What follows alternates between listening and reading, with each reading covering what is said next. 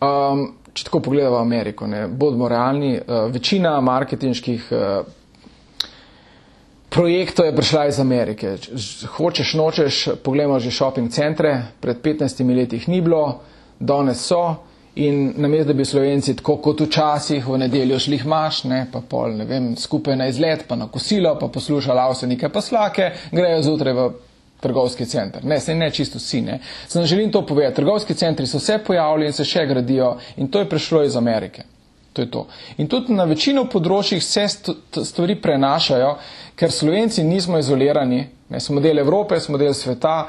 In teh 2 milijona Slovencev sledimo trende, ki se ne dogajajo čez mejo. Tako da vse, kar se dogaja v Ameriki, se prej slej zgodi tudi pri nas, se zgodi v Evropi. So pa določene specifičnosti trga, seveda. Recimo iz mojega posla, da povem ena zadeva, ki se ni prijela, nikoli so teleseminari. Kar pomeni, da ti poslušaš Aleša Lisca po telefonu 45 minut. V Ameriki to pa izjemno popularna zadeva. Ampak jaz mislim, bistvena razlika je ta, so razdalje.